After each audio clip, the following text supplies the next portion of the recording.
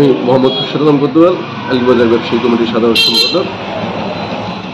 আসছে পবিত্র ঈদ উল ফিতর, সকল ব্যবসায়ীদের পক্ষ থেকে আমি হামসুরবাসীকে শুভেচ্ছা স্বাগতম জানাই।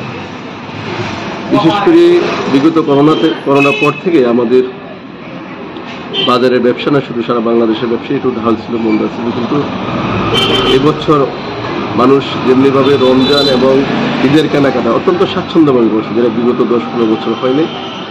তো ব্যবসাটা এদিক থেকে অত্যন্ত ভালো আছে। এবারকার ঈদ মৌসুমে স্বাচ্ছন্দ্যে সবাই ব্যবসা করতেছে। পাশাপাশি আমাদের সবার প্রতি আমাদের নির্দেশ যাতে কেউ উচ্চ মূল্য না রাখে এবং বাজারের যে আইন শৃঙ্খলা সেটা বজায় রাখে। বাংলাদেশ পুলিশ, হামচর থানা তারাও এই ব্যাপারে খুব সচেতন আছে, সজাগ আছে, এবং আমাদের হামচর ভারপ্রাপ্ত নির্বাহী কর্মকর্তা জনাব তিশা বেগম উনিও এই ব্যাপারে খুব অত্যন্ত সচেতন আছেন যাতে বাজারের সার্বিক আইন শৃঙ্খলা বজায় রাখা এবং সুন্দর রাখা যায়, সেভাবে আমরা সবাই বজায় রাখার চেষ্টা করছি।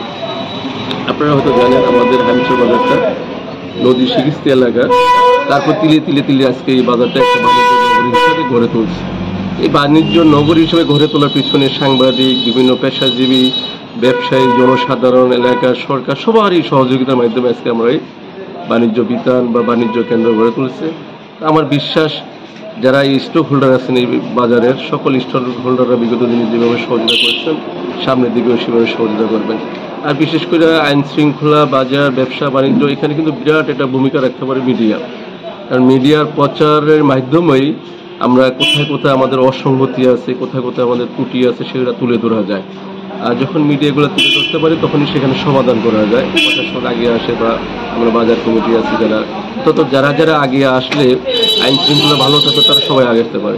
তো আমার মিডিয়ার কাছে আমার অনুরোধ থাকবে যে মিডিয়া যেন আমাদের কোথাও ত্রুটি থাকলে সেটা তুলে ধরে, কারণ সেটা তুলে ধরলেই আমরা সংশোধন হতে পারবো। বাজারে যদি কোনো জায়গায় উচ্চ মূল্য জিনিসপত্র বিক্রি করে থাকে সেটা তুলে ধরতে পারে, কোথাও যদি ভেজাল যুক্ত ধানা পানা বিক্রি হয় সেটা তুলে ধরতে পারে, আবার কোথাও যদি এক্সপায়ার ডেট মেডিসিন বিক্রি করে সেটাও তুলে ধরতে পারে। সার্বিক একটা দেশের শুধু আইন শৃঙ্খলা না, একটা দেশকে পরিবর্তন করতে হলে মিডিয়ার দায়িত্বটা সবচেয়ে বেশি থাকে। আমি আশা করব মিডিয়া সেভাবে সেই জায়গা থেকে দায়িত্ব পালন করবেন, আমরা আমাদের ব্যবসায়ী জায়গা থেকে দায়িত্ব পালন করব। তারপর সরকারের বিভিন্ন স্টক হোল্ডার আছে তারা যদি সেভাবে সেই জায়গাতে দায়িত্ব পালন করে, শুধু আলগীবাজার ব্যবসা নগর না সারা বাংলাদেশটাই খুব অল্প সময়ের ভিতরে আমরা একটা সুন্দর বাণিজ্য দেশ গড়ে তুলতে পারবো। পরিশেষে আলগীবাজার ব্যবসায়ীর পক্ষ থেকে সবাইকে ঈদ মোবারক, ঈদের শুভেচ্ছা রইল। ধন্যবাদ সবাইকে।